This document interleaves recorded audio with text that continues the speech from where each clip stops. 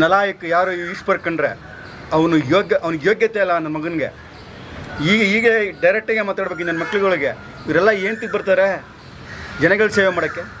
ಏಂತಿಗೆ ಬರ್ತೀರಿ? ಮನವಿ ಕೊಟ್ಟ ಮೇಲೆ ಆ ಮನವಿಗೆ ರಿಪ್ಲೈ ಮಾಡಬೇಕು. ನೀವು ಒಂದು ಅಧಿಕಾರಿಗಳಿಗೆ ಆದೇಶ ಮಾಡಬೇಕು. 2018 ಮಾತಾಡಿದ್ದೆ ಡಿ ಕೆ ಶಿವಕುಮಾರ್ ಅವ್ರ ಹತ್ರ, ನಮ್ಮ ಸರ್ಕಾರ ಬಂದರೆ ಮಾಡ್ಕೊಡ್ತೀನಪ್ಪ. ಈಗ ಅವರೇ ಮುಖ್ಯಮಂತ್ರಿ ಆಗಿದ್ದಾರೆ, ನನಗೆ ಅವ್ರ ಮೇಲೆ ಭರವಸೆ ಇದೆ, ಮಾಡಿಕೊಡ್ತಾರೆ ಅಂತ ವಿಶ್ವಾಸ ಇದೆ. ಡಿ ಕೆ ಸುರೇಶ್ ಅವರು ಮತ್ತು ಅವರು ಭೇಟಿ ಮಾಡಿ ಈಗ ಸ್ವಲ್ಪ ಬ್ಯುಸಿ ಇದ್ದಾರೆ. ಮನವಿ ಕೊಟ್ಟಿದ್ದೀನಿ ಆ ಮುಖ್ಯಮಂತ್ರಿ ಕಚೇರಿಗೆ. ಯಾರೋ ವಿಷ್ಣು ಸಮಾಧಿಗೋಸ್ಕರ ನೀವು ಹೋರಾಡ್ತಾನೆ ಇದ್ದೀರಾ, ಜಾಗ ಕೊಡಿ ಅಂತ. ಬಟ್ ಅದನ್ನ ಅರಣ್ಯ ಇಲಾಖೆಯವರು ತೊಗೊಂಡಿದ್ದಾರೆ ಅಂತ ಹೇಳಿದ್ರು. ಬಟ್ ಎಲ್ಲಿಗೆ ಬಂತು ಸರ್? ಏನು ಕೇಸ್ ಏನೇನು ನಡೀತಾ ಇದೆ ಈಗ? ತಾರತಮ್ಯ, ಕಲಾವಿದರಲ್ಲೇ ತಾರತಮ್ಯ ಮಾಡ್ಕೊಂಡ್ಬಂದಿದೆ ಇಲ್ಲಿವರೆಗೂ.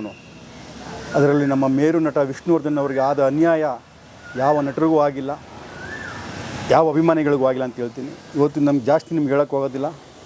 ಕಂದಾಯ ಇಲಾಖೆ ಸನ್ಮಾನ್ಯ DC ಅವರು ವರದಿ ಕಳಿಸಿದ್ದಾರೆ ಹೊಸಪಡಿಸ್ಕೊಳ್ಳಿ ಅಂತ. ಕಳೆದ 6 ತಿಂಗಳಿಂದ CS ಅವರಿಗೆ, ಡಾಕ್ಟರ್ ಶಾಲಿನರಿಗೆ 3 ಮನವಿ, ಮುಖ್ಯಮಂತ್ರಿಗಳಿಗೆ 3 ಮನವಿ, ಸಿದ್ದರಾಮಯ್ಯನಿಗೆ ಮತ್ತು ಅರಣ್ಯ ಇಲಾಖೆ ಎಲ್ಲ ಅಧಿಕಾರಿಗಳಿಗೂ ಮನವಿ, ಅರಣ್ಯ ಭವನದ ಮುಖ್ಯಸ್ಥರು, ಫಾರೆಸ್ಟು ಅಧಿಕಾರಿಗಳು ಅವ್ರನ್ನ ನಲಾಯಕ್ ಅಂತಲೇ ಕರಿಬೇಕು. 6 ತಿಂಗಳಾದರೂ ಇನ್ನೂವರೆಗೂ SIT ಮೀಟಿಂಗ್ ಕರೆದಿಲ್ಲ. ಇದರ ಹಿಂದೆ ಯಾರಿದ್ದಾರೆ? MLA ಇದ್ದಾರಾ, MP ಇದ್ದಾರಾ, ಬಿಲ್ಡರ್ ಇದ್ದಾರಾ, ಇಲ್ಲ ವಕೀಲರಿದ್ದಾರಾ? ಇವತ್ತು ಆಲ್ರೆಡಿ ಅಭಿಮಾನ ಸ್ಟುಡಿಯೋ ಜಾಗ 1 ಎಕರೆ ಆಲ್ರೆಡಿ ವಕೀಲರ ಭೂಗಳರ ಪಾಲಾಗಿದೆ. ಇವತ್ತು ಸರ್ಕಾರ ಏನಾದರೂ ಎಚ್ಚೆತ್ಕೊಂಡಿಲ್ಲ ಅಂದರೆ 10 ಎಕರೆನೂ ಭೂಗಳರ ವಕೀಲರ ಸುಪರ್ದಿಗೆ ಹೋಗೋದ್ರಲ್ಲಿ ಯಾವುದೇ ಅನುಮಾನ ಇಲ್ಲ.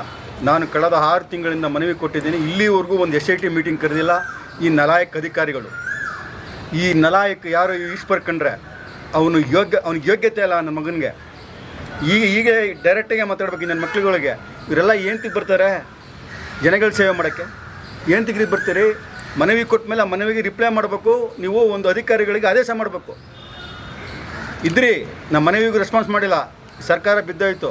ಈಗ ಈಶ್ವರ್ ಕಂಡ್ರೆ ಇಲ್ಲ, ಇನ್ಯಾವ ಬರ್ತಾನೋ ಗೊತ್ತಿಲ್ಲ.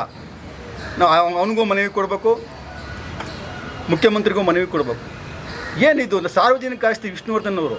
ಈ ಲಜ್ಜೆ ಕೆಟ್ಟ ಅಧಿಕಾರಿಗಳಿಗೆ ಏನು ಬಂದಿದೆ ಇವರಿಗೆ ಕೆಲಸ ಮಾಡೋದಕ್ಕೆ?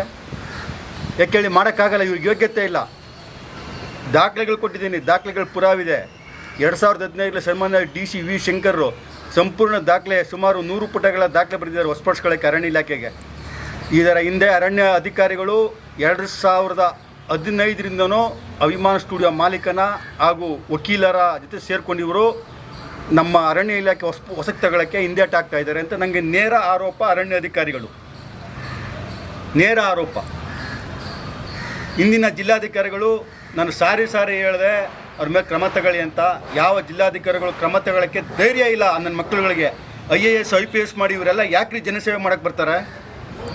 ಒಬ್ಬ ಮೇರು ನಟ ಡಾಕ್ಟರ್ ವಿಷ್ಣುವರ್ಧನ್ ರವರ ಒಂದು 10 ಗುಂಟೆ ಜಾಗದ ಬಗ್ಗೆ ಅವ್ರು ಬರ್ಕೊಟ್ಟಿದ್ದಾರೆ, ಸರ್ವೆ ಆಗಿದೆ. ನಾನು ದಾಖಲೆ ಎತ್ಕೊಂಡು ಮಾತಾಡ್ತಾ ಇರೋದು.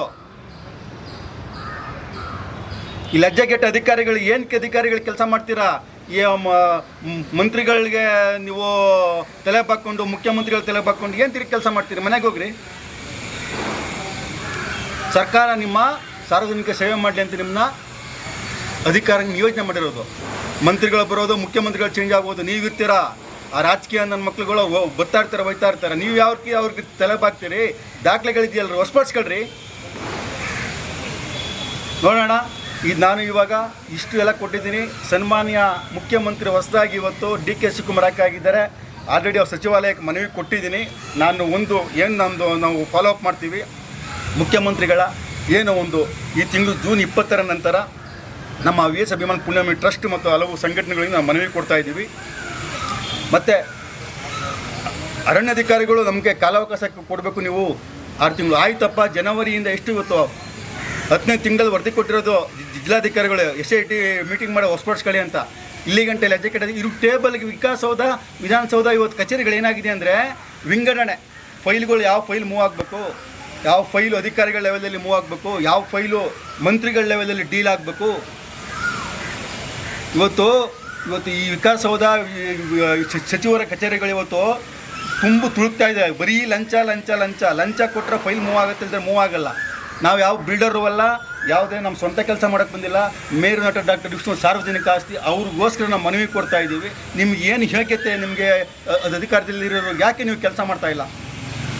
ನನ್ನ ಮನವಿ ಹೋರಾಟ ಇದ್ದೇ ಇರುತ್ತೆ. ಈ ಎಲ್ಲ ಹೋರಾಟಗಳನ್ನ ಮನವಿಗಳು ಸರ್ಕಾರಕ್ಕೆ ಕೊಡ್ತೀವಿ. ಏನು ಯಾವುದೂ ಆಗಿಲ್ಲ ಅಂದರೆ ಸೆಪ್ಟೆಂಬರ್ 18 ಡಾಕ್ಟರ್ ವಿಷ್ಣುವರ್ಧನ್ ಅವರ 76ನೇ ಜನ್ಮದಿನೋತ್ಸವ ಇದೆ.